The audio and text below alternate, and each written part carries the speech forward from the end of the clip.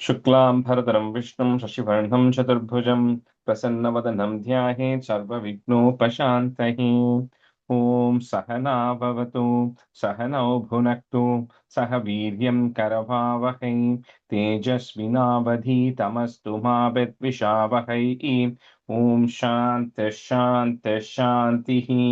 अगजानन पद्मार्कं गजाननमहर्निशम् अनेकदन्तं भक्तानाम् एकदन्तमुपास्महे। श्रीमहागणपतये नमः। गुरवे सर्वलोकानां विषजे भवरोगिणां निधये सर्वविद्यानां श्रीदक्षिणामूर्तये नमः। अस्मद्गुरुचरणारविन्दाभ्यां नमः। वसुदेवसुतं देवं कंसचाणूरमर्दनं देवकी परमानन्दं कृष्णं वन्दे जगद्गुरुं। ज्ञानानन्दमयं देवं निर्मलस्फटिकाकृतिम् आधारं सर्वविद्यानां श्रीहयग्रीवमुपास्महे। श्रीहयग्रीवमूर्तये नमः। सरस्वती नमस्तुभ्यं वरदे कामरूपिणि विद्यारम्भं करिष्यामि सिद्धिर्भवतु मे सदा। श्रीमहासरस्वत्यै नमः। उमाकोमलहस्ताब्ज सम्भावितललाटकं हिरण्यकुण्डलं वन्दे कुमारं पुष्करस्रजं। வெற்றிவேல் முருகனுக்கு ஹரஹரோஹரா. லோகவீரியம் மகாபூஜ்யம் சர்வரக்ஷாகரம் விபும் பார்வதி ஹிருதயானந்தம் சாஸ்தாரம் பிரணமாம்யகம். சுவாமியே சரணமையப்பா. வாகர்த்தாவிவ சம்பிருக்தௌ வாகர்த்த பிரதிபத்தயே ஜகதः பிதரௌ வந்தே பார்வதி பரமேஸ்வரௌ. ஸ்ரீ பார்வதி பரமேஸ்வராभ्यां நமः. कोमलं पूजयन् वेणुं श्यामलोऽयं कुमारकः वेदवेद्यं परं ब्रह्म तस्मै श्रीगुरवे नमः। अस्मद्गुरुचरणारविन्दाभ्यां नमः।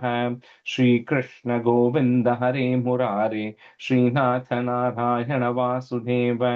श्रीकृष्ण गोविन्द हरे मुरारे श्रीनाथ नारायण वासुदेव। श्रीकृष्ण गोविन्द हरे मुरारे श्रीनाथ नारायण वासुदेव।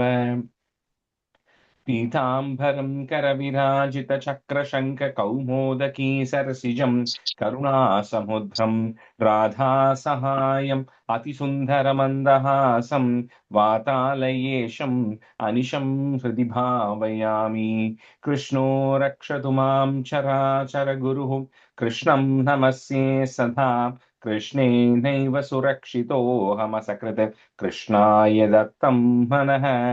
कृष्णादेव समुद्भवो मम विभो कृष्णस्य दासोऽस्म्यहम्। कृष्णे भक्तिरचञ्चलास्तु भगवन् हे कृष्ण तुभ्यं नमः। श्रीगुरुवायूरप्पा शरणं। नम्राणां सन्निधत्ते सततमपि पुरस्तैरनभ्यर्थितानपि अर्थान् कामानजस्रं वितरति परमानन्दसान्द्रां गतिं च। इत्थं निःशेषलभ्यो निरवधिकफलः पारिजातो हरे त्वं। क्षुद्रं तं शक्रवाटी ध्रुवमभिलषति व्यर्थमर्त्यव्रजोऽयं। श्रीगुरुवायूरप्पा शरणं। श्रीभट्टपादम् अनिशं हृदि भावयामि। वंशीविभूषितकरात् नवनीरदाभात् पीताम्बरात् अरुणबिम्बफलादरोष्टात् पूर्णेन्दुसुन्दरमुखात् अरविन्दनेत्रात् कृष्णात् परं किमपि तत्त्वमहं न जाने. കൈരണ്ടും കൂപ്പി ഞാൻ വീണ്ടുമീറക്കുന്നു നിറജലോചന നിന്നോടായി. ഏതീനു മഞ്ഞാനെ കുമ്പീരേണ്ടാത്തോരു പ്രീതിയിൽ നീ എന്നെ പാലിക്കനായി. കൃഷ്ണ ഹരേ ജയ കൃഷ്ണ ഹരേ Jaya Krishna Hare Jaya Krishna Hare. Good morning, everyone. All right, so let's just do. We'll do a quick review of 75. Baiju, you can probably do. I think we have to do from stanza 5 to end of 75. Okay.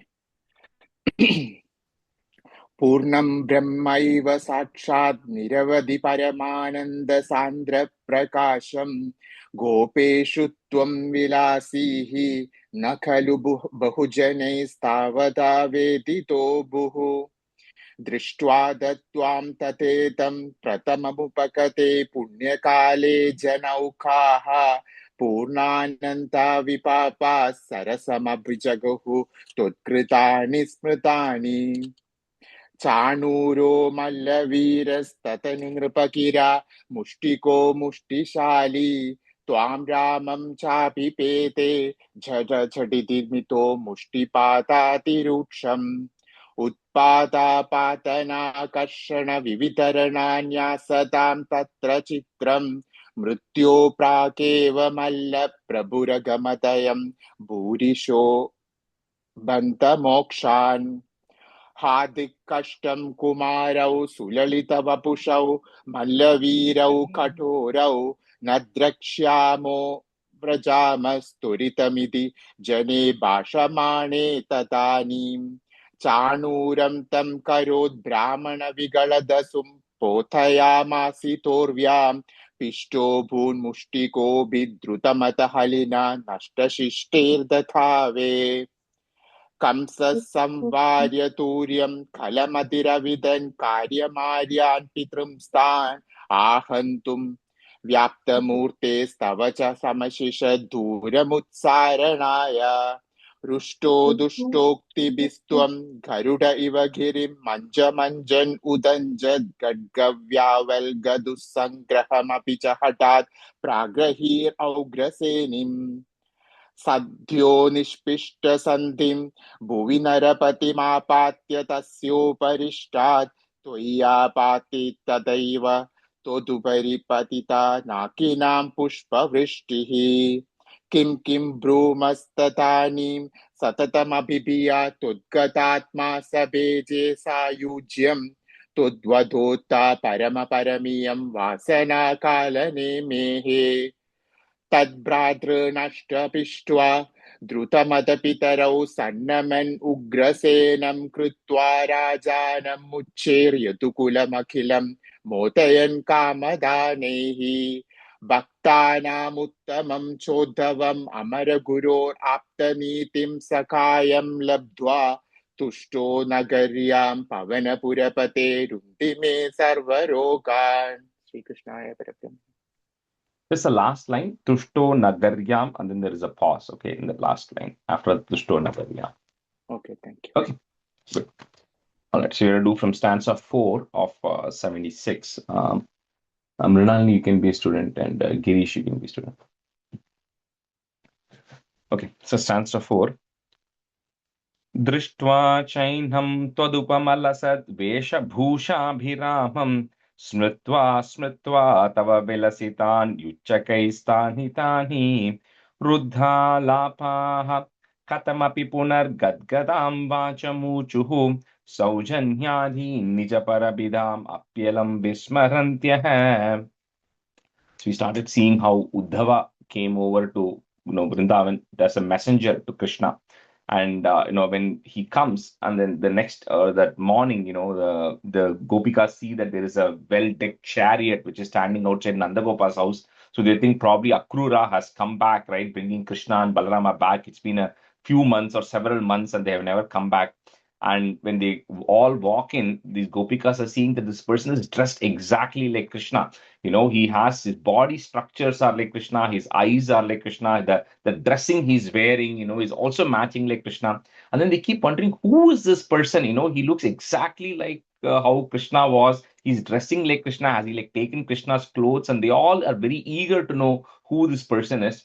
And so they kind of pull him aside, because I think I said last time, right? They're all village people, village women, and somebody has come from the city. They're all very shy, but they say, okay, this is not the time to be feeling awkward or shy or looking at boundaries, right? They say we have to corner this person because this person has definitely come from the city, which means he has some news about Krishna, right? So they essentially take him to a corner and then start asking him questions.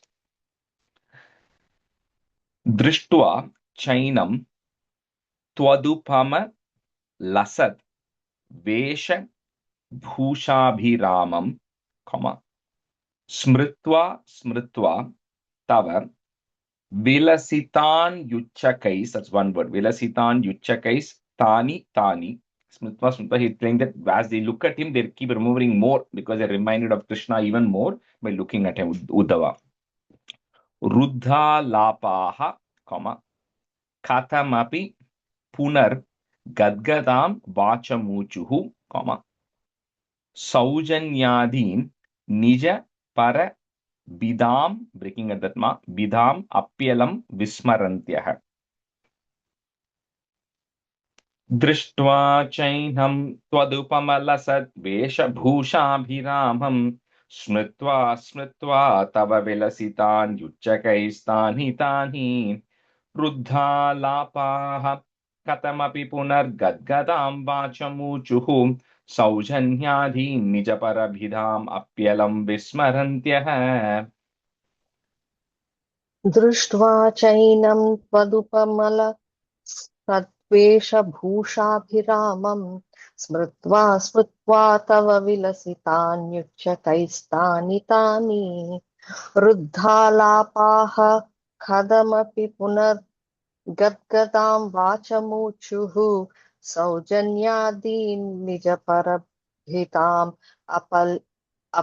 विस्मरन्त्यः.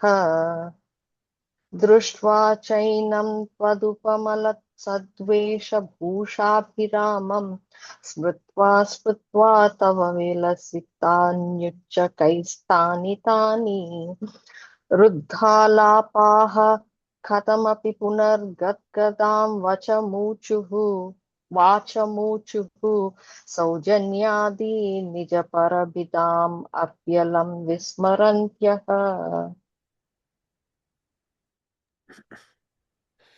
दृष्ट्वा चैनं त्वदुपमलसद्वेषभूषाभिरामं स्मृत्वा स्मृत्वा तव विलसतान्युच्चकैस्तानितानि रुद्धालापाः कथमपि पुनर्गद्गदां वाचमूचुः सौजन्याधीन निजपरभिधाम् अप्यलं विस्मरन्त्यः.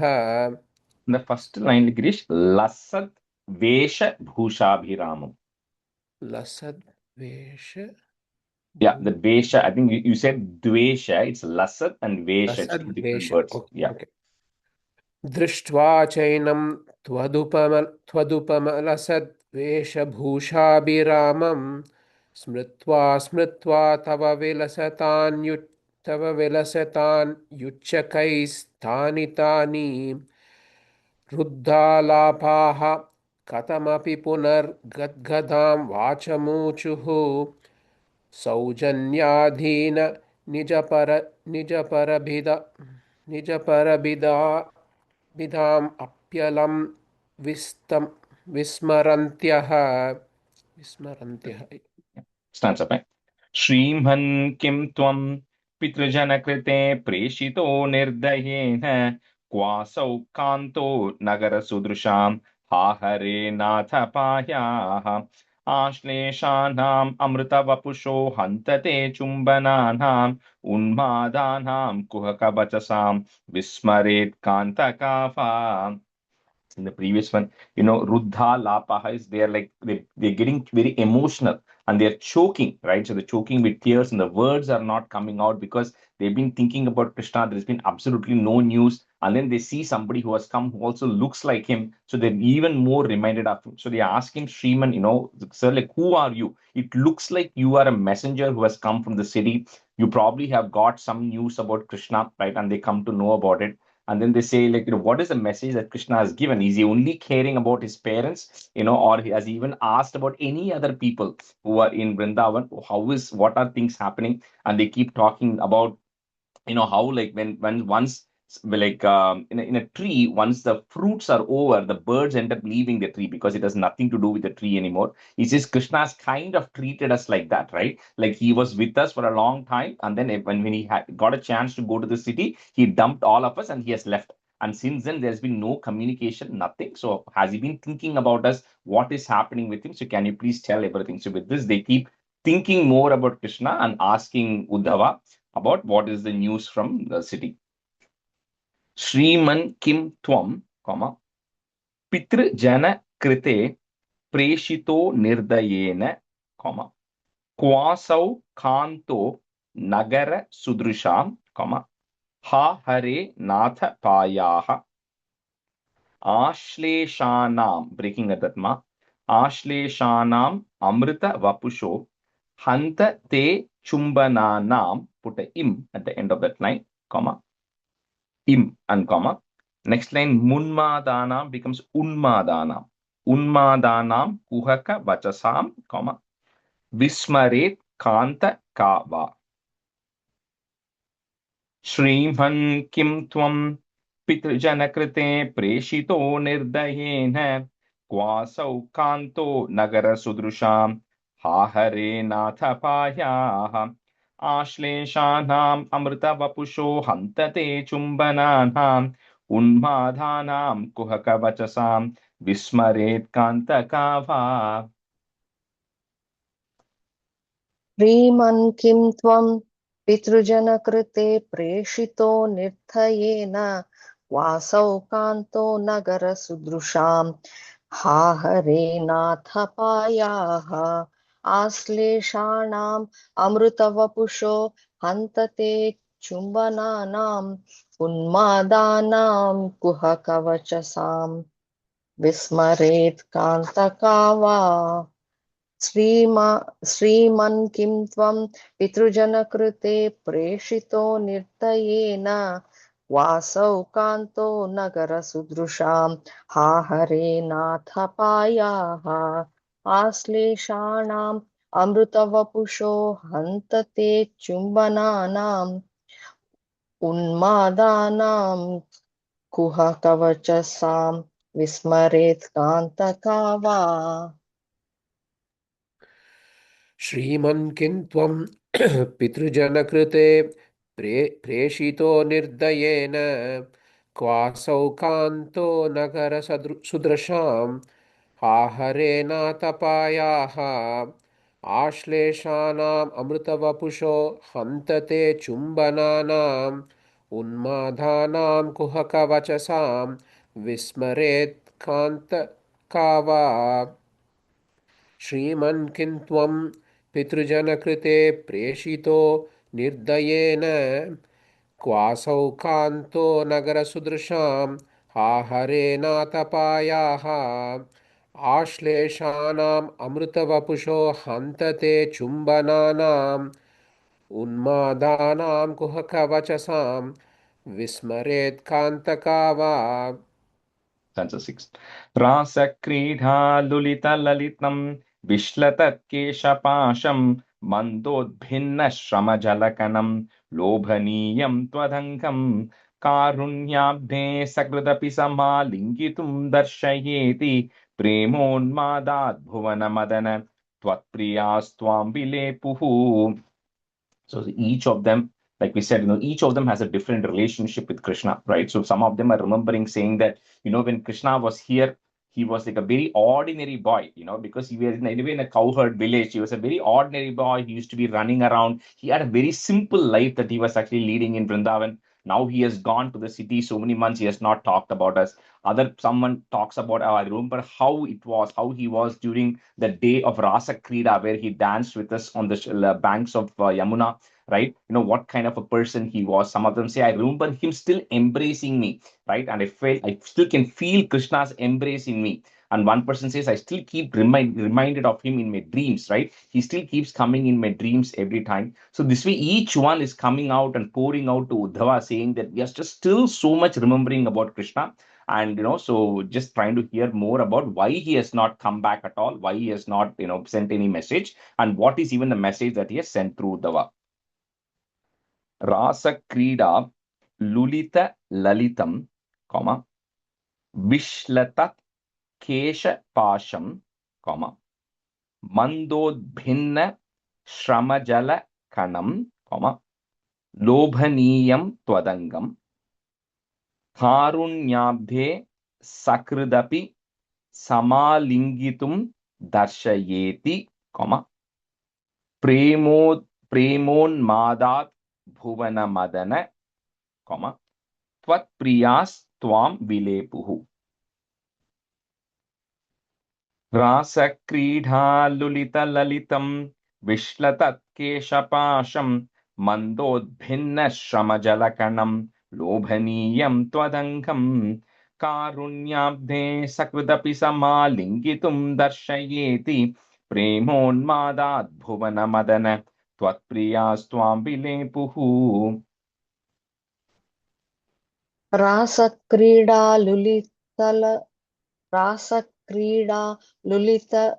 ललितं विश्लथत्केशपाशं मन्दोद्भिन्नश्रमजलकणं लोभनीयं त्वदङ्गं कारुण्याब्धे सकृदपि समालिङ्गितुं दर्शयेति प्रेमोन्मादाद्भुवन मदन त्वत्प्रियास्त्वां विलेपुः।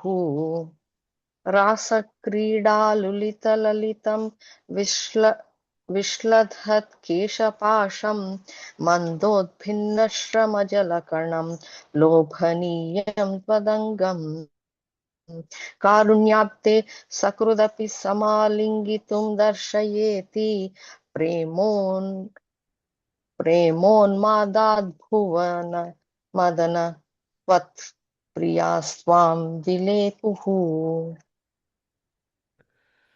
रासक्रीडा लुलितललितं केशपाशं मन्दोद्भिन्नश्रमजलकणं लोभनीयं त्वदङ्गं कारुण्याब्धे सकृदपि समालिङ्गितुं दर्शयेति प्रेमोन्मादद्भुवनमदन त्वत्प्रियास्त्वां विलेपुः। रासक्रीडा लुलितललितं विश्लतत्केशपाशं मन्दोद्भिन्नश्रमजलकणं लोभनीयं त्वदङ्गं कारुण्याब्धे सकृदपि समालिङ्गितुं दर्शयेति प्रेमोन्मादद्भुवनमदन त्वत्प्रियास्त्वां विलेपुः। एवं प्रायैर्विवशवचनैः आकुला गोपिकास्तास्त्वत्सन्देशैः प्रकृतिमनयत् सोत विज्ञानगर्भैः भूयस्ताभिर्मुदितमतिभिः त्वन्मयीभिर्वधूभिः तत्तद्वार्ता सरसमनयत् कानिचित् वासराणि. The way to think of this best way is to say that whether your child has gone to college or somebody is passed away or whatever that may be, right? You're constantly thinking about them because you're missing them, right? The only difference, the gopikas have no separate feelings. It's the same feeling they are also having, but the only difference is their feelings and thoughts are towards Bhagavan, because that is the blessed birth they have taken, right? So the same feelings that we all have for our children or anybody else, the gopikas are having here as well. But they just think they just routed towards in a different direction, right? So here, when they are so much upset about this, so Uddhava has a message. Like you remember, like Uddhava he's gotten his knowledge from Brihaspati. So he wants to be a Raja Rishi. He's just filled with knowledge, right? So what Uddhava is now doing is he's going to preach them. So here it says beautifully, Vijnana Garbhaihi, saying the Garbham is filled with knowledge, right? Of the Brahman, he's filled with all of the spiritual knowledge, right? Jnana Yoga. So Uddhava is going and telling these Gopikas that, like, why are you getting so attached to a single person?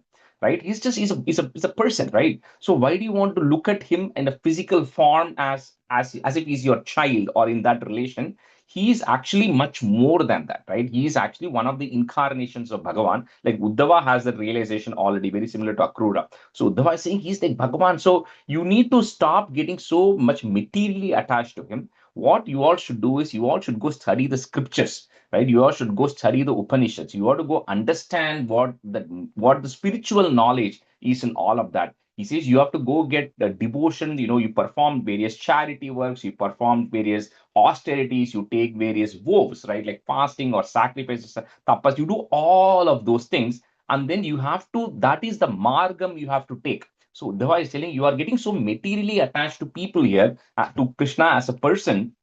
But you should not be doing all of that stuff. You either go the path of Jnana Yogam, where you go study the scriptures, you understand the knowledge which tells who the true Bhagavan is, who gives you definition of the Brahman and everything, or you perform all these other activities towards Bhakti Yoga, right? That you go perform all these things, and you should go in that margam, and you should not get attached to Krishna like as a person, right? Because that is not going to be yielding you anything.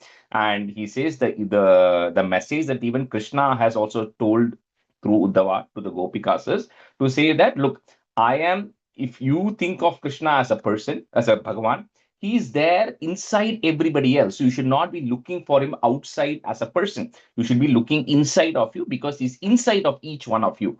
So he gives all this knowledge to the Gopikas, right? And he's saying that he's present in everything. Krishna is present in these trees. Krishna is present in this forest. Krishna is present inside each of you. So instead of looking in all these things, why do you keep missing him by looking explicitly for a physical form, right? And then he gives him all this margam. He tells all these things, but nothing seems to stick with his gopikas, right? And they are all like still not fully convinced. They say all that is good, but we are still missing him, right? You can give all this knowledge, it's not helping here. So then Uddhava decides, what, I think his what was his purpose? Krishna sent him there to say, you have to calm these gopikas down because I know they are upset. So Uddhava says it's not going to be a one-day trip. I have to stay in Vrindavan for some more days because I think these people are not getting the message in the first attempt. So I have to keep giving them these spiritual messages, right? So Uddhava decides to stay there in Vrindavan for some more months, right? So that he can constantly keep hampering this message towards the Gopika so they don't get physically attached or remembering Krishna as a person, right? All the time. So evam prayer vivasha vachanaihi. The ra goes away, put a visarga comma, vachanaihi. Next word starts with the a. Akula Gopikas, and then put a plus at the end of that line, so it will go together.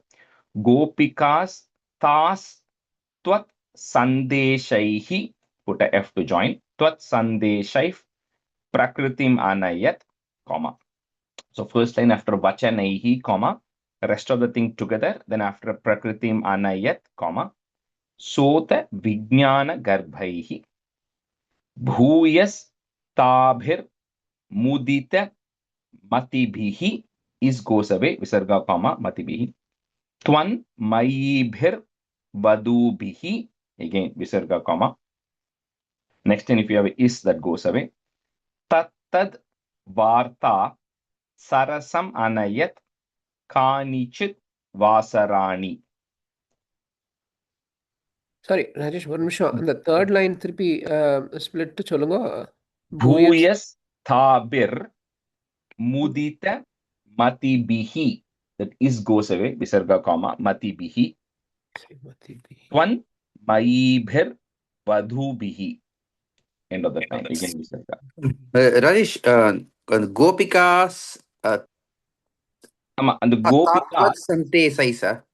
ta, and then the next line you should have an is. I don't know if your book has. Then I just moved that is to the end of the previous line, so it's together. So Gopikas tas tvat sandeshaif prakriti manayat.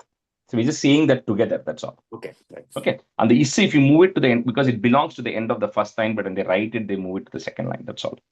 So Gopikas, அதுக்கப்புறம் தாஸ் இருக்கா, அங்க தாஸ் போடணும் இல்லையா? ஆமா, Das. Yeah. Gopikas tas tvat sandeshaif. அதுக்கப்புறம் தாஸ்க்கு அப்புறம் காமாவா? Really, that continues to the next line. That's why. Okay. When they wrote it, they put it in the next line, but it belongs to the first line.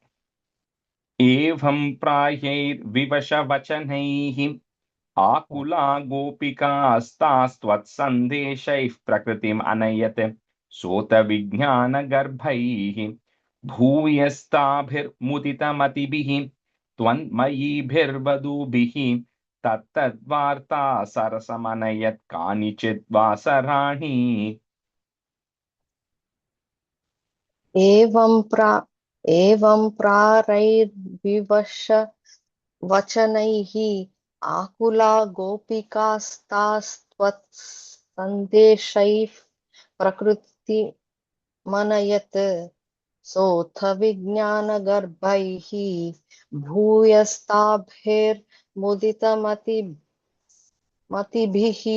त्वन्मयीभिर्वधूभिः तत्तद्वार्ता सरसमनयत् कानिचिद् वासराणि एवं प्रारैर्विवशवचनैः आकुला गोपिकास्तास्त्वत्सन्देशैः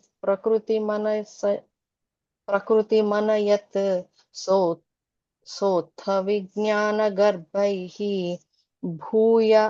भूयस्ताभिर्मुदितमतिभिः त्वन्मयीभिर्वधूभिः तत्ताद्वार्ता सरसमनयत् कानिचिद् वासराणि.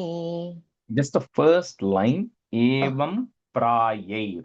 Ya sound, prayair. Okay. एवं प्रायैर्. Yeah.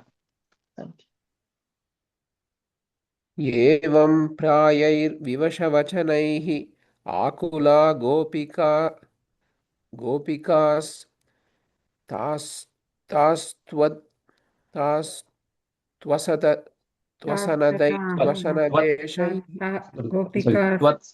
Twat sandeshaif. The word. Twat sandeshaif.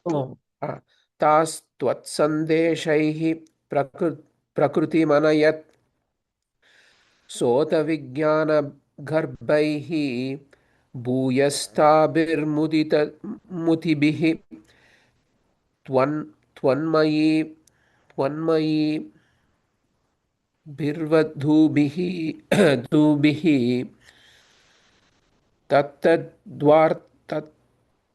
तत्तद्वार्ता सरसमनयत् कानिचिद्वासराणि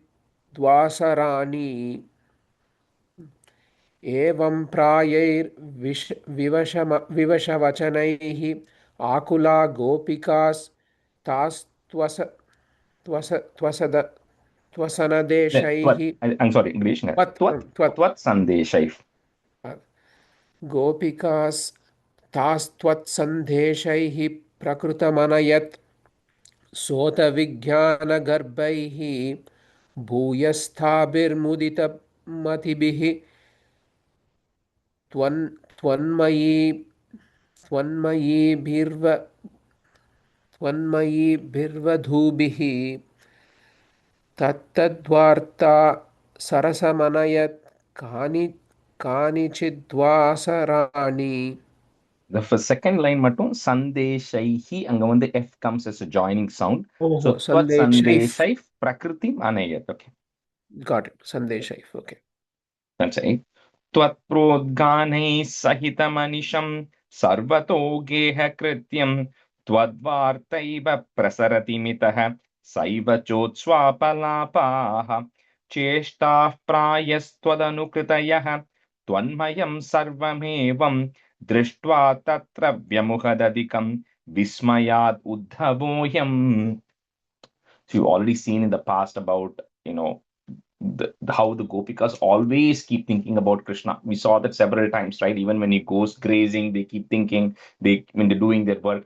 Now, Uddhava stays there for a few months because he says that I have to keep pounding this knowledge in the people, in the minds of these people, because they are not educated. They don't get the concept that I'm talking of, how you need to, do spirituality, how you have to do jnana yogam, how you have to do bhakti yogam. They just don't seem to get it. So he decides to stay there.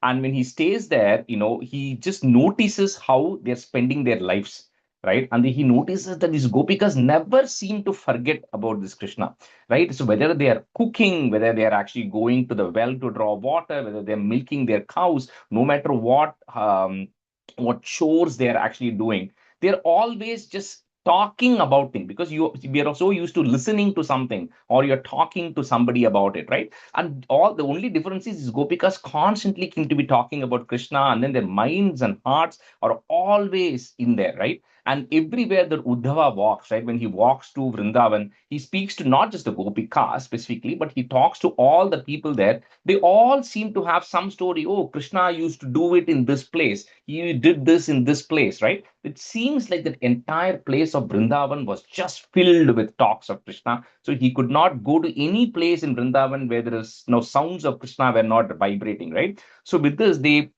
even the Gopikas remembering him so much that even in their dreams they remember him, right? So it's like sometimes, when grandparents come and they spend a lot of time with the grandkids, right? So they start behaving like their grandkids also, right? When they miss them, right? At least my parents do that sometimes. So they think this grandson does this way, right? So you see, that's what the Gopikas are doing. They're saying even when Krishna is not there, they're acting out like how Krishna used to be, right? So, and it is not, and they just keep thinking about him and not imitating necessarily like how you might imitate a character, but just their devotion and love was so pure that they were just so much thinking about him that they were just beginning to act out things like that. So with this, when Uddhava is looking at all these things that are going on, he's just amazed. He says, Vismayad Uddhavoyam. Uddhava is just amazed at how can somebody be so much obsessed with one person, right? That they're just non-stop thinking about that one person, no matter what they are doing, right? So that's what he's observing when he's staying there for a few months.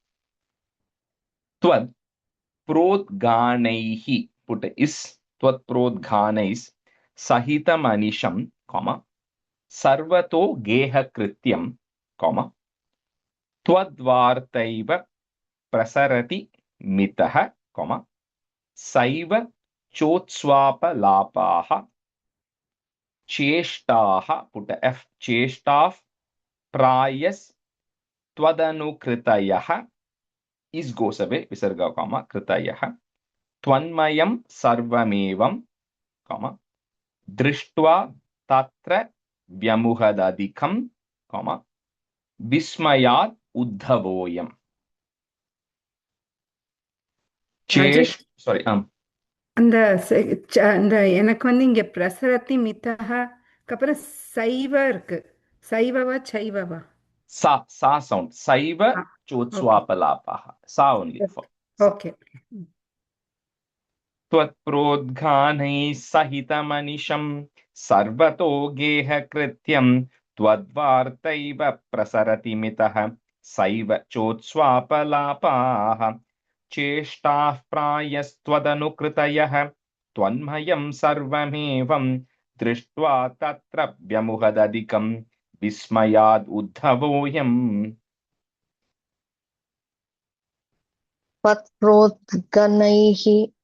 त्वत्प्रोद्गणैः सहितमनिशं सर्वतो गेहकृत्यं तद्वार्तैव प्रसरति मितः सैव चोत्स्वापलापाः चेष्टाः प्रयस्त्वदनुकृत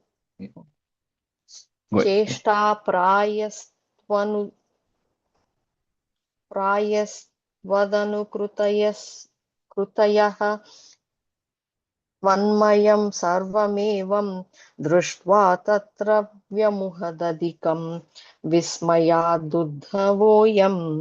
That first line, prodganaihi, the is joining letter. Tvat prodganai sahitam anisham.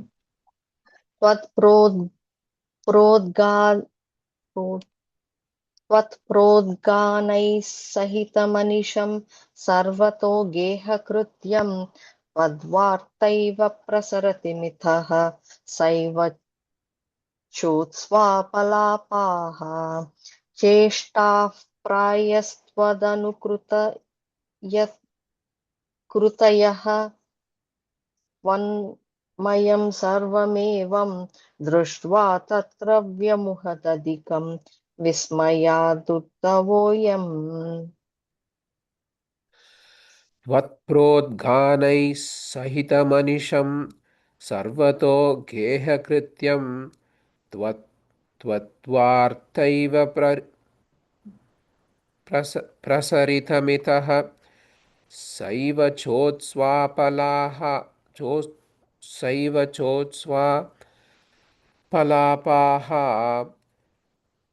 चेष्टाः प्रायस्त्वदनुकृतयः त्वन्मयं सर्वमेवं दृष्ट्वा तत्र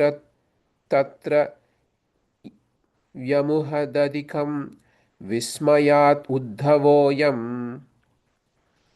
त्वत्प्रोद्घानैः सहितमनिशं सर्वतो गेहकृत्यं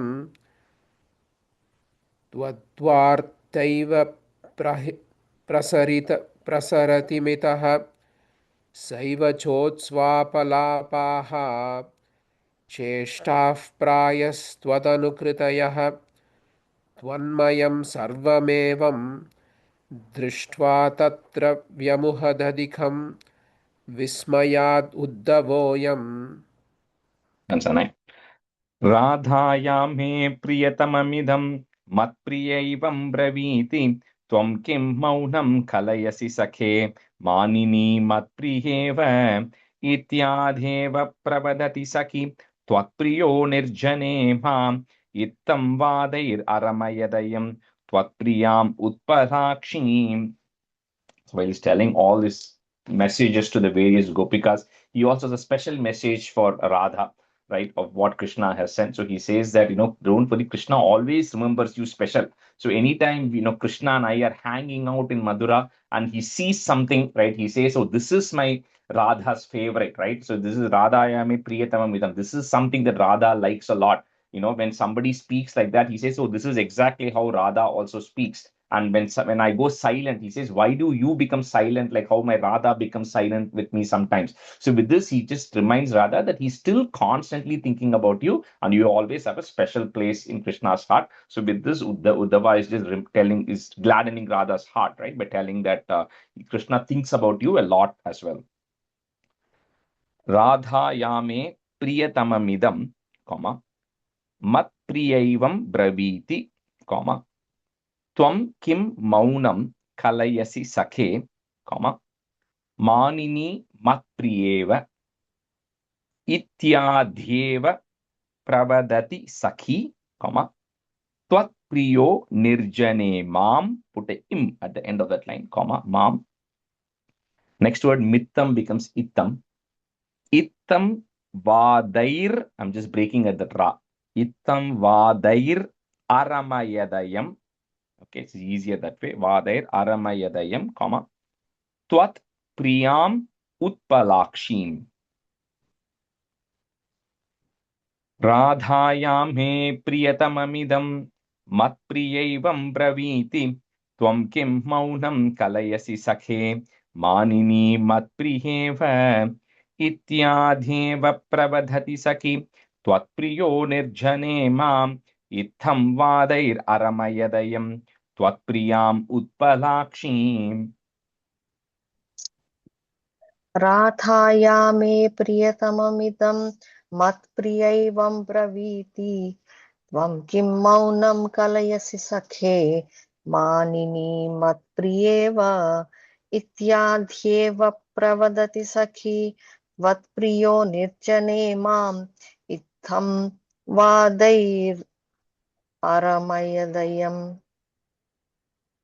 त्वत्प्रियाम् उत्पलाक्षीम्.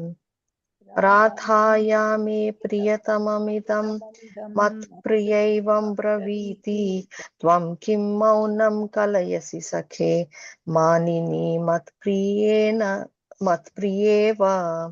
इत्याद्येव प्रवदति सखी त्वत्प्रियो निर्जने माम् इत्थं वादैररमयदयम् त्वत्प्रियाम् उत्पलाक्षीम्. राधायामे प्रियतममिदं मत्प्रियैवं ब्रवीति त्वं किं मौनं कलयसि सखे मानिनी मत्प्रियैव इत्यादेव प्रवदति सखी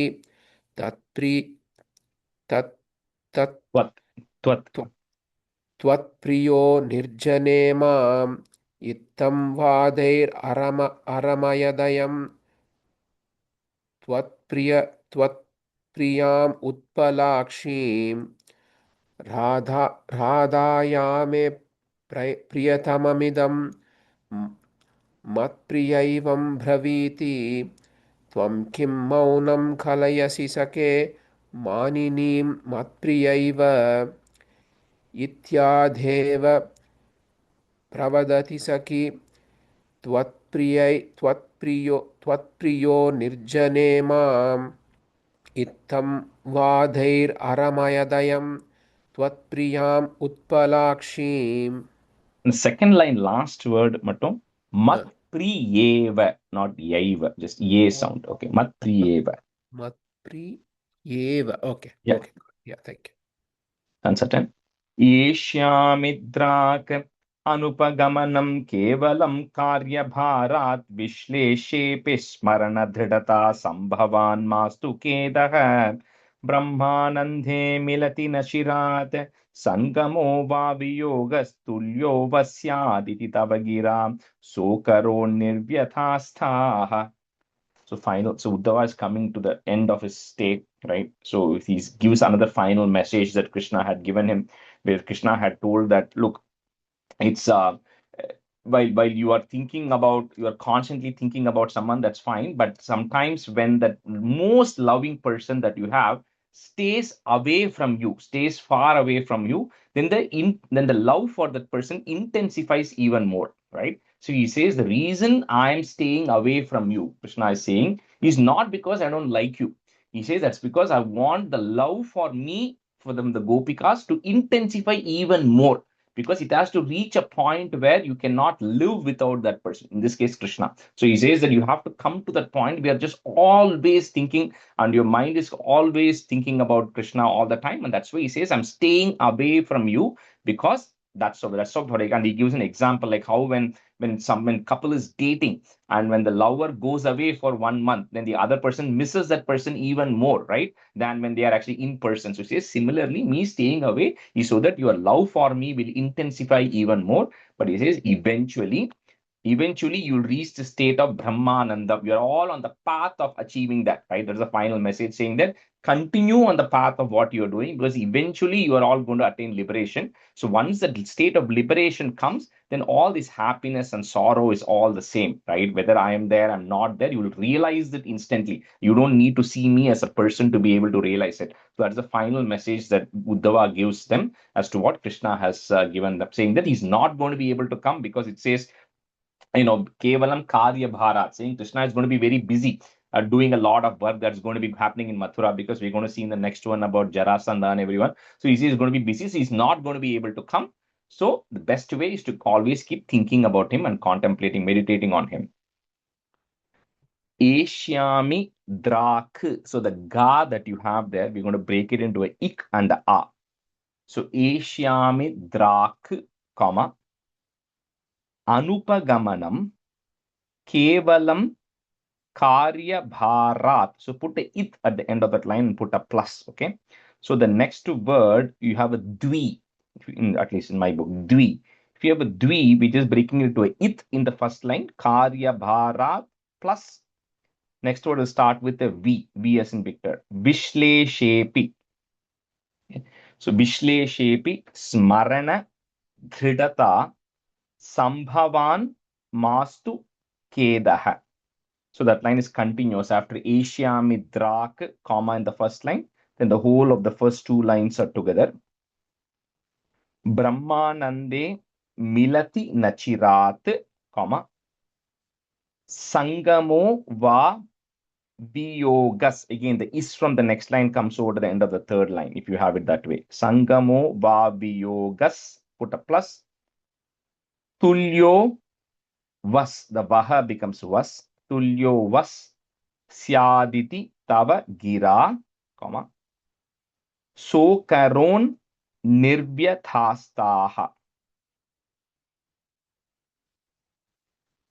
Eshyamidrak अनुपगमनं केवलं कार्यभारात् विश्लेषेऽपि स्मरणदृढता सम्भवान् मास्तु खेदः ब्रह्मानन्दे मिलति न चिरात् संगमो वा वियोगस्तुल्यो वा स्यादिति तव गिरा सोकरो निर्व्यथास्ताः.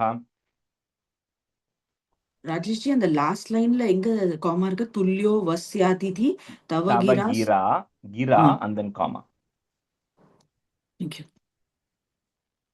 येष्यामिद्राग् अनुपगमनं केवलं कार्यभारात् विश्लेषेऽपि स्मरणदृढता सम्भवान् मास्तु खेदः ब्रह्मानन्दे मिलति न चिरात् सङ्गमो वा वियोगस्तुल्यो वस्यादिति तव गिरा सो सोकरोन्निर्व्यथास्ताः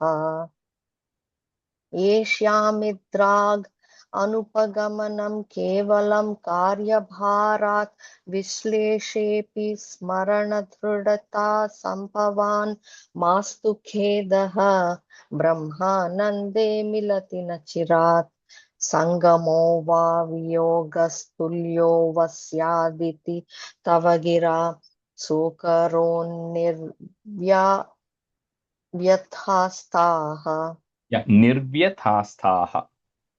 निर्व्यथास्ताः येष्यामिद्राक् अनुपगमनं केवलं कार्यभारात् विश्लेषेऽपि दृढता सम्भवान् मास्तु खेदः ब्रह्मानन्दे मिलति निचरात् सङ्गमो वा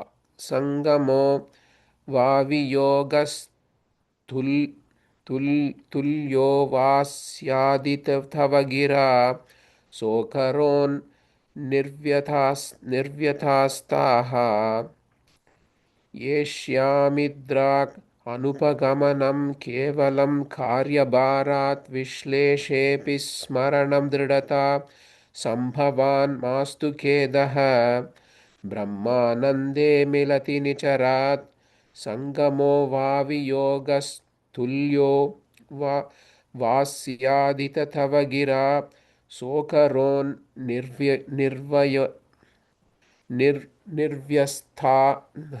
Nirvyathaasthaha. निर्व्यथास्ताः The third line, Girish, middle word, nachirat.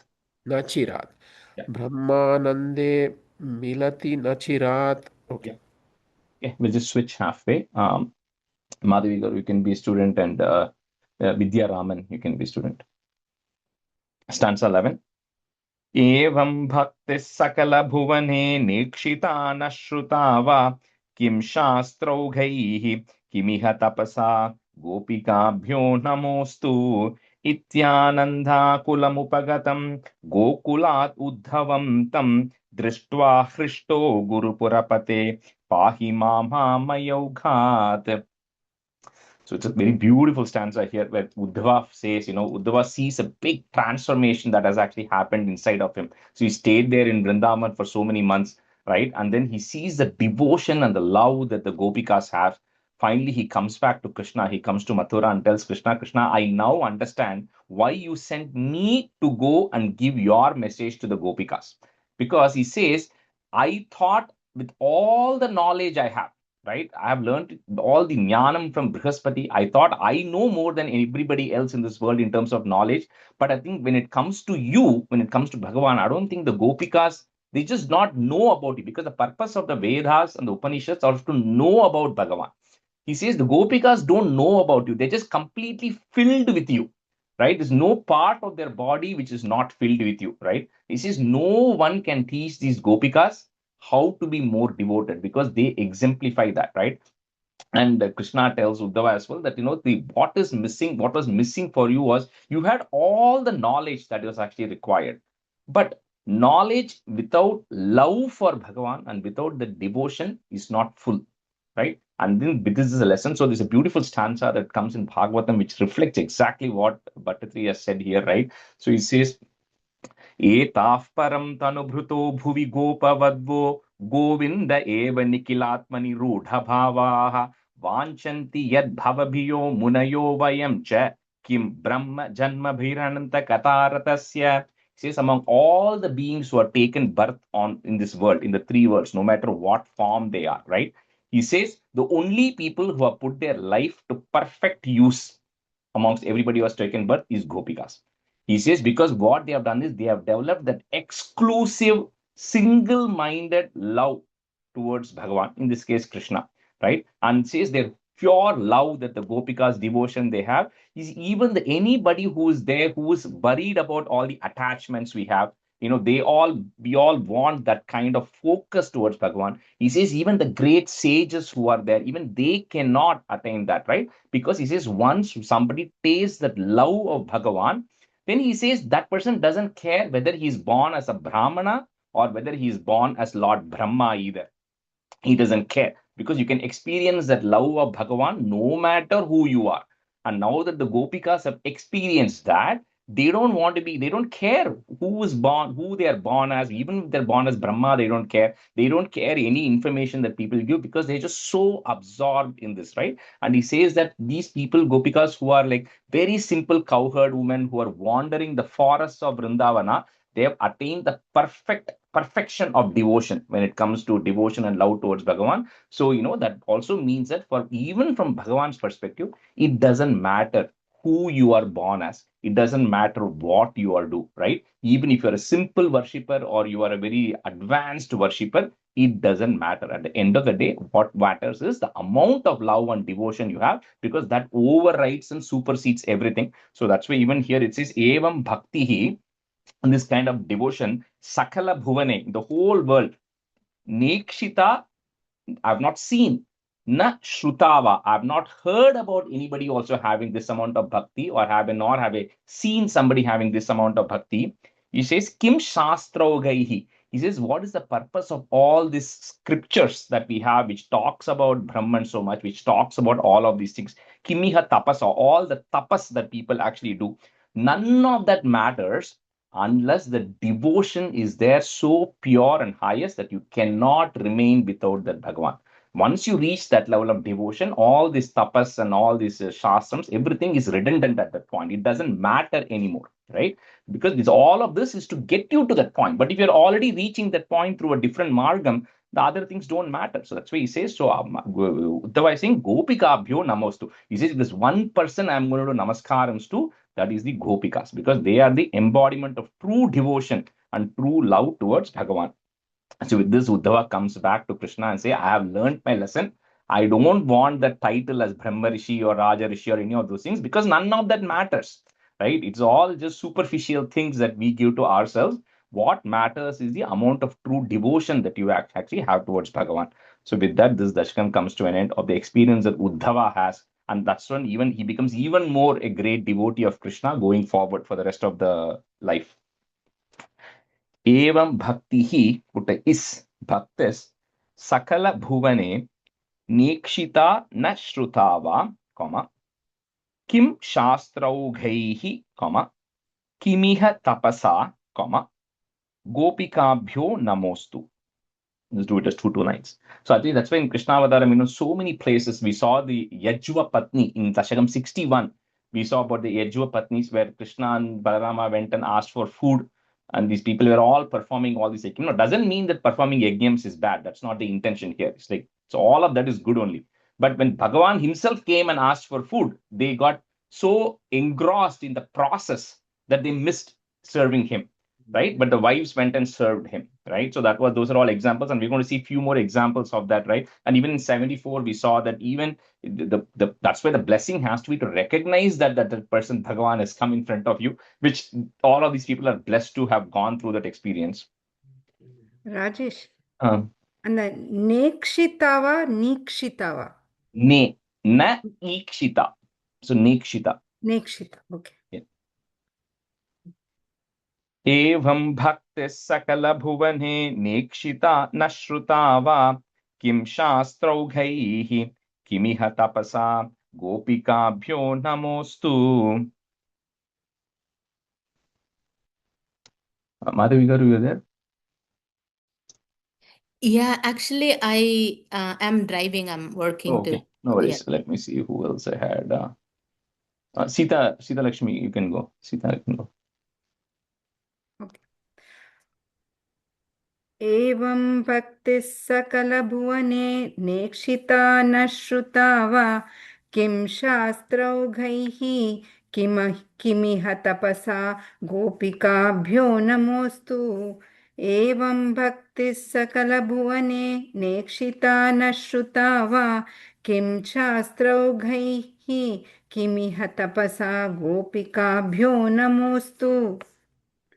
एवं भक्तिः सकलभुवने नेशिता न श्रुता वा किं शास्त्रौकैः किमिह तपसा गोपिकाभ्यो नमोऽस्तु एवं भक्तिः सकलभुवने नेशिता न श्रुता वा किं शास्त्रौकैः किमिह तपसा गोपिकाभ्यो नमोऽस्तु And the first line like nekshita ksha sound. நேக்ஷிதா நேக்ஷிதா நான் ஷீன்னு சொன்னேன் நான் நேக்ஷிதா Ityananda kulam upagatam. You can say it together. It's a long word, cannot break it too much. Ityananda kulam upagatam, comma, gokulad uddhavam tam, comma, drishtva hristo guru purapate, comma, pahi mama mayoghat. Ityanandhakulamupagatam gokulat uddhavam tam drishtva hristo gurupurapate pahi mamhamayoghat. Ityanandakulamupagatam gokuladuddhavam tam दृष्ट्वा हृष्टो गुरुपुरपते पाहि मामामयौघात् इत्यानन्दाकुलमुपगतं गोकुलादुद्धवं तं दृष्ट्वा हृष्टो गुरुपुरपते पाहि मामामयौघात् इत्यानन्दाकुलम् उपगतं गोकुलात् उद्धवं तं दृष्ट्वा हृष्टो गुरुपुरपते पाहि मामयौघात् इत्यानन्दाकुलम् उपगतं गोकुलात् उद्धवं तं दृष्ट्वा हृष्टो गुरुपुरपते पाहि मामयौघात् Shri Krishnaya Parabrahmane Namaha. Rajesh, question. The second line Kim Sastrogaihi kapram kama irka illaya? Ama irukku. Kim shastraugaihi kimiha tapasa also comma, just to emphasize like the wife. Oh, okay. Rajesh, and the third line la Ityananda kulam upagatam and the upagatam kaprandane comma. Ama correct. Yeah. Okay.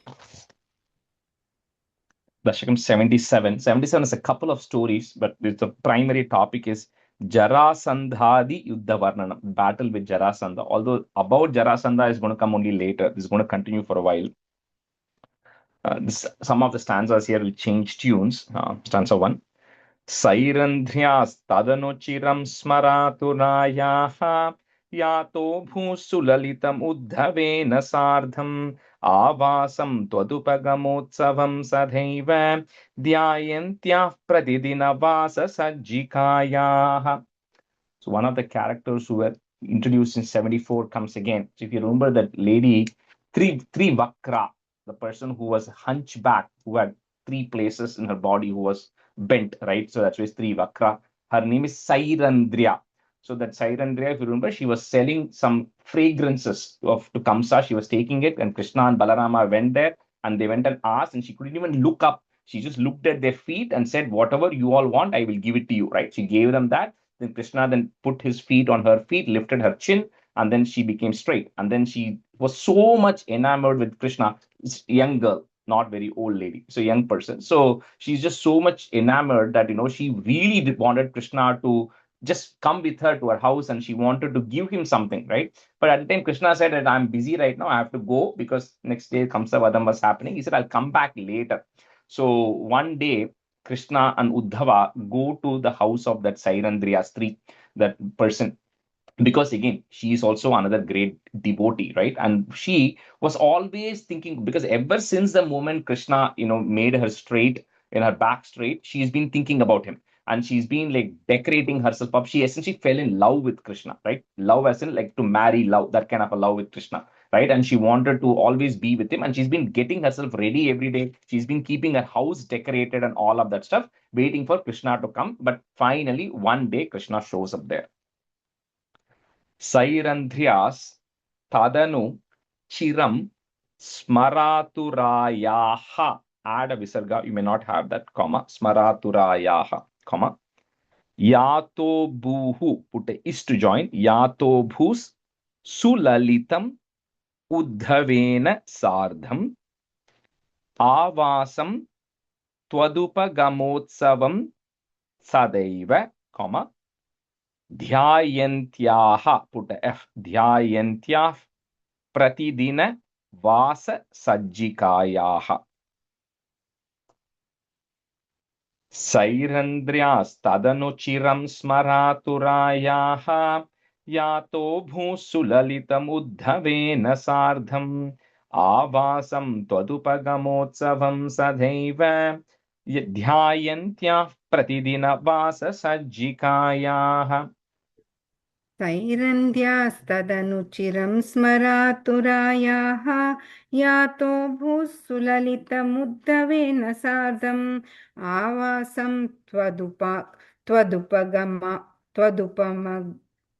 त्वदुपगमोत्सवं सदैव ध्यायन्त्याः प्रतिदिनवाससज्जिकायाः सैरन्ध्र्यास्तदनुचिरं स्मरातुरायाः यातो भूसुललितमुद्धवेन सार्धम् आवासं त्वदुपगमोत्सवं सदैव ध्यायन्त्याः प्रतिदिनवाससज्जिकायाः सैरन्ध्यास्ततनुशिरं स्मरातुरायाः यादो भूसुललितम् उत्तवेन सार्धम् आवासं त्वतुपकमोत्सवं सतैव ध्यायन्त्या प्रतिदिनवाससज्जिकायाः सैरन्ध्यास्ततनुशिरं स्मरातुरायाः यातो भूसुललितम् उत्तवेन सार्धम् आवासं त्वतुपगमोत्सवं सतैव मोत्सवं सदैव ध्यायन्त्या प्रतिदिनवाससज्जिकायाः. Yeah, and the third line, Twadupagama remember the word Utsavam, festival. Twadupagamootsavam. Okay. Like him, Krishna coming for her felt like it was a big event, big festival for her that he showed up there. Stanza 2.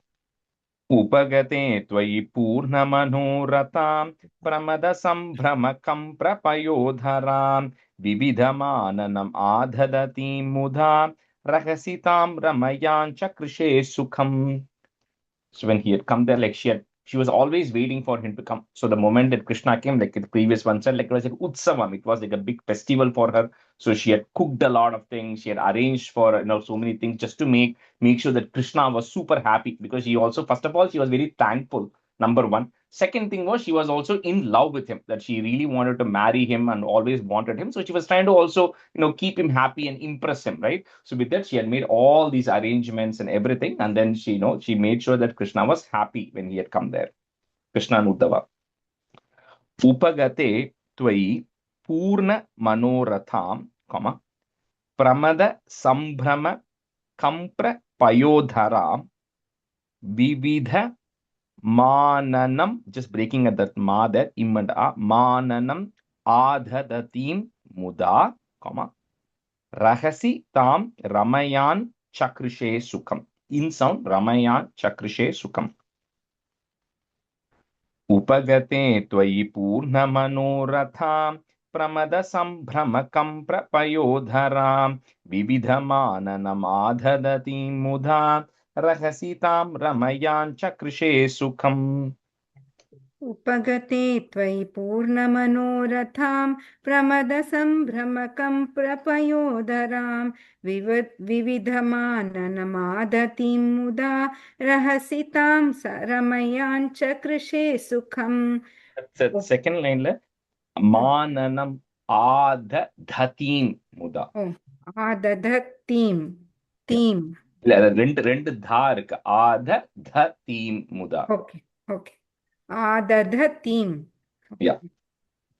उपगते त्वयि पूर्णमनोरथां प्रमदसम्भ्रमकं प्रपयोधरां विविधमाननम् आदधतीं मुदा रहसि तां रमयाञ्च कृषे सुखम् उपगते त्वयि पूर्णमनोरथां भ्रमत सम्भ्रमकं भयोतरां विविधमानन्म आददतीं मुदा रहसित okay Muda विविधमानन्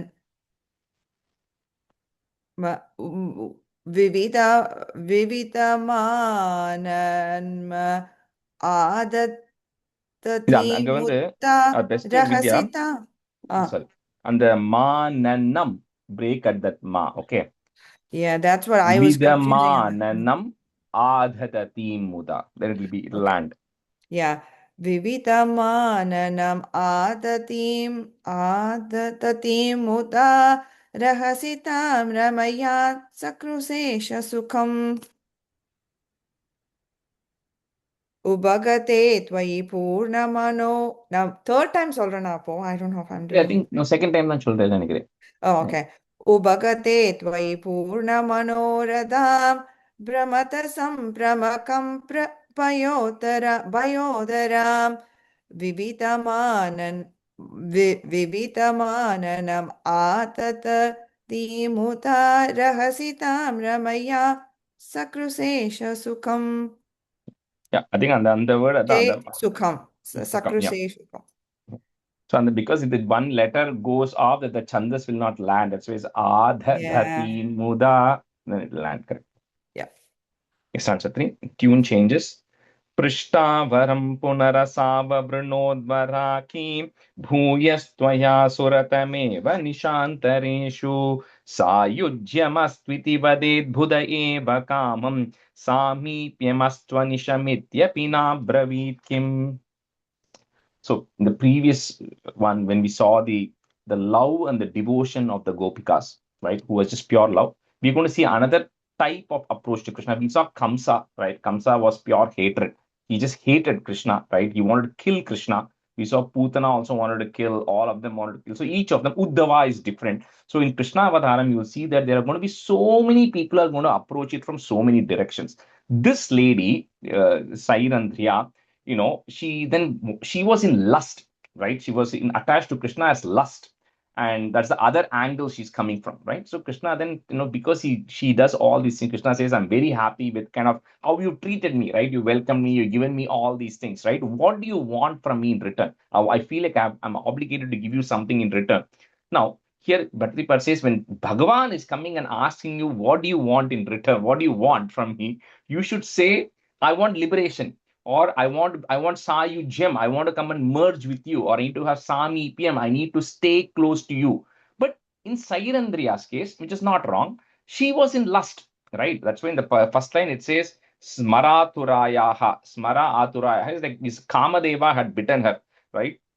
So she says, what I want is, I want you to be with me every day, and I don't want you to be with any other woman, because she wanted to keep him as close to her and not with any other woman. So she says, that's what I want from you, right? Is I just want you to spend time with me, and I don't want you to go to any other woman or anybody. I want you to be mine all the time, right? That's the blessing she's asking, or that's the boon she's asking from Krishna. So here it says, it's unfortunate that because her mind had not evolved, but that's still okay. The fortunate thing for her was she's asking it to Krishna. That's the only difference, right? Instead of asking to somebody else. So in this case, he says, that's what I want, is I want you to be with me all the time and not go to anybody else. Prishta varam punarasava brunot varaki. So that word cannot break it. It's a long word. You have to say it together. Punarasava brunot varaki, comma, bhuyas tvaya suratameva nishantareshu sayujyam, breaking at that ma, sayujyam astviti, okay, is and the it sound coming there, astviti vadet bhuda eva kamam, comma, samipyam, again breaking at that im, Samipyam Astvanisham Ityapi. A little bit of a tongue twister, but the phrases you can break it are the two ma coming there. Samipyam Astvanisham Ityapi Nabravit Kim. Saying she could have asked for Sayujyam or she could have asked for Samipyam, but she didn't ask any of those things. Rajesh, from the first line split to Solongo, Prishta Varam Punaraso. And the word split பண்ண முடியாது அதான். So எனக்கு புக்ல வேற மாதிரி போட்டிருக்கு புனரசோன். Okay, if you have Punarasau Ava Brinodvaraki அப்படினா இருக்கா? Punaraso Avrinodvaraki. Yeah, I think all is done is the sandhi has just got joined. Okay, so let me just type it in English here.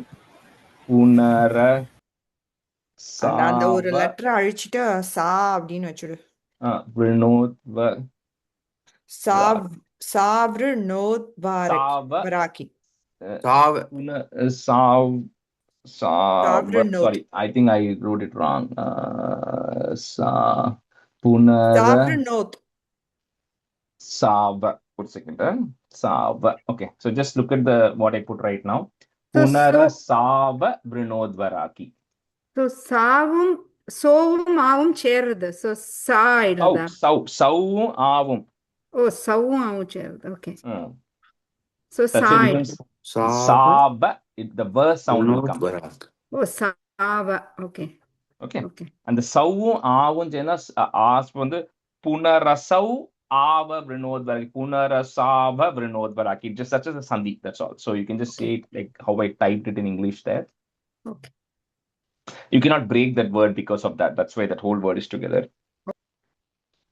Prishtavaram Punarasava Brinodvaraki Bhuyastvaya Suratameva Nishantareshu Sayujyamastviti Vaded Bhuda Eva Kamam Samipyam Astvanishamityapi Nabravit Kim. पृष्टावरं पुनरसाववृणोद्वराकी भूयस्त्वया सुरतमेव निशान्तरेषु सायुज्यमस्त्विति वदेत् बुध एव कामं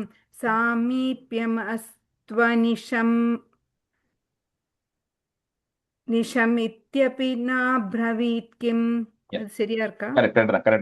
Nisham Astva Nisham Ityapi. Okay.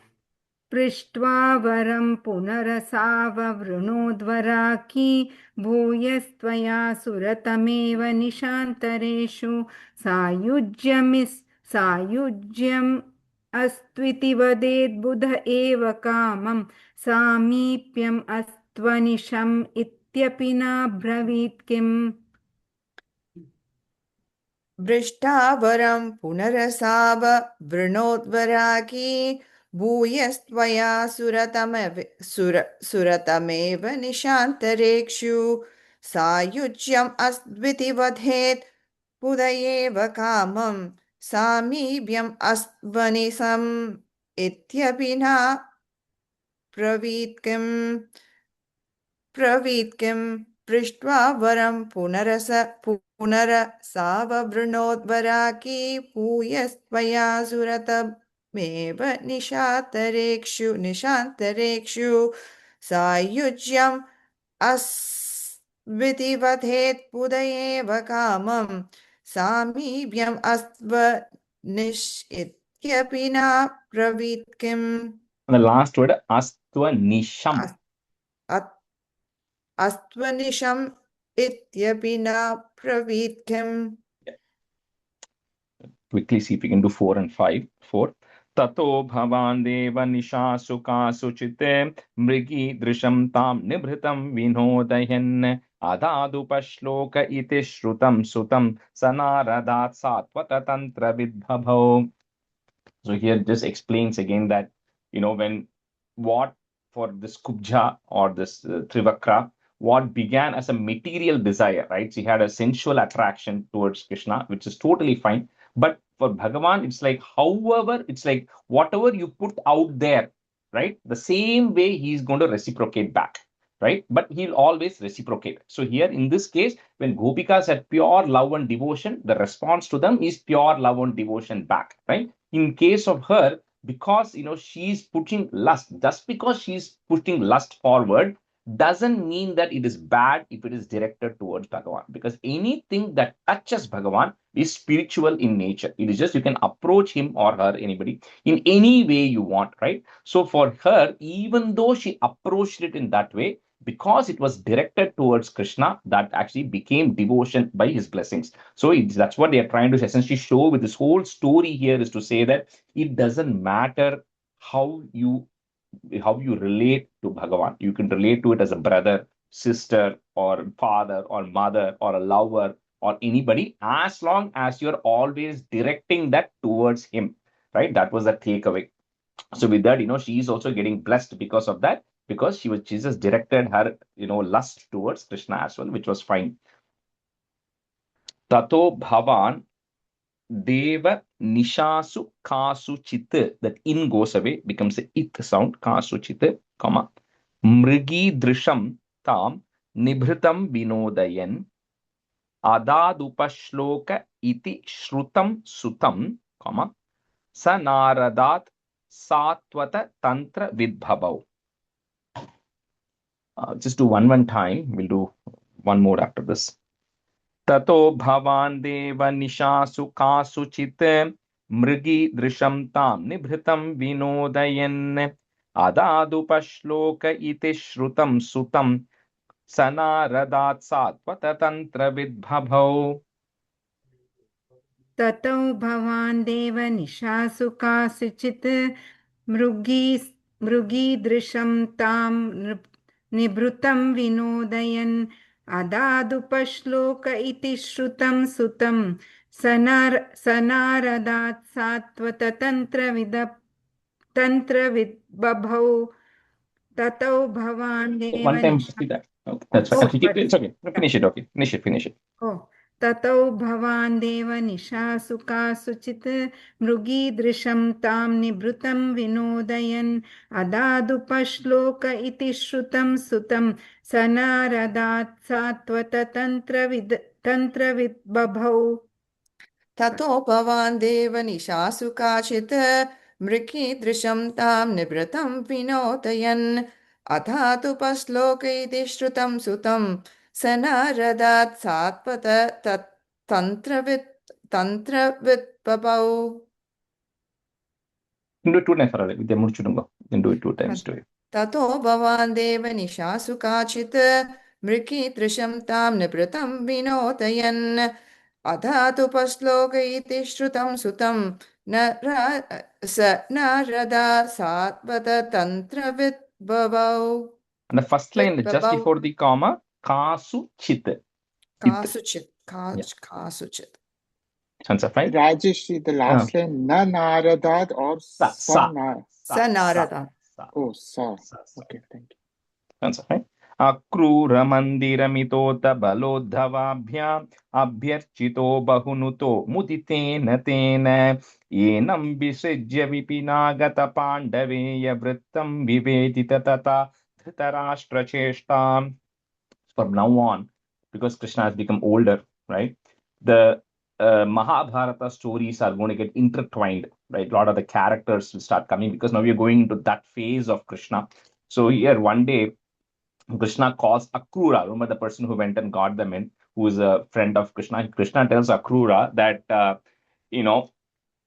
his cousins, right, in Hastinapur, he says their father Pandu has passed away, right? So he says Pandu has passed away, because of which the young children, the Pandavas, have now come to their uncle's house, to Dhritarashtra's house, and they're actually living there. And Krishna feels that, something is not right out there. So he tells Akrura that Dhritarashtra, because of his son and other messengers who are there, he may be treating them not right. So remember, Krishna and Arjuna are kind of like the same age, age-wise. So Krishna tells Akrura that I want you to go there to Hastinapura and then see what is actually happening with the Pandavas. Right? How is Dhritarashtra treating them? What is actually happening to them? And with that, you then come back and tell me what is happening to the Pandavas and Kunti and everybody there. So with that, he sends Akrura out there. Akrura Mandiramitote Balodhavabhyam, put a im at the end of that line. Balodhavabhyam, comma. Next word Mabhyarchito becomes a. Abhyarchito Bahu Nuto Muditena Tena Enam Visrujya Vipinagata Pandaveya, put a plus. Vrittam Vivedita Tatha Dhritarashtra Cheshtam. So Dhritarashtra refers to the sons of Dhritarashtra. So all the activities that they are actually doing. Akrura Mandiramitota Balodhavabhyam Abhyarchito Bahunuto Muditena Tena Enam Visrajya Vipinagata Pandaveya Vrittam Vivedita Tatha Dhritarashtra Cheshtam. So last line comma kadiyadu. Last Last on the line, if you have 2 or 1, I don't know how you have it, that is together. Yeah. Okay. Akruramandiramithota balodbhavabhyam abhyarchito bahunuto muditena tena enam visrujya vipinagata pandaveya vrittam vivedita tatha dhritarashtra cheshtam. अग्रूरमन्दिरमिथोत बलोतवाभ्याम् अभ्यर्षितो बहुनुतो मुदितेन तेन एनं विसृज्य विपिनागतपाण्डवेय वृत्तं विवेदित दात धृतराष्ट्रश्रेष्ठां And just before that, Tatha Dhritarashtra Cheshtam. Tatha Dhritarashtraseshtam. Yeah.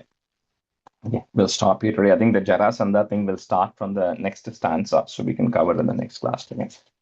Shri Krishnaya Parabrahmane Namaha Sandhanandhavabodhatmakamanupamitam Kaladeshavadibhyam Nirmuktam Nityamuktam Nigamashatasahasrena Nirbhasyamanam Aspashtam Drishtamhatre Punarurupurushartatmakam Brahmatattvam Tattavadbhati Sakshat Guru Pavanapure Hanta Bhagyam Jananam Kayena Vacha Manasendriyerva Buddhyatmana va prakrute swabhavat karomi yatyat sakalam parasmai narayanaayeti samarpayami. Thank you, everyone. Thank you, Rajesh. Thank you, Rajesh. Thank you.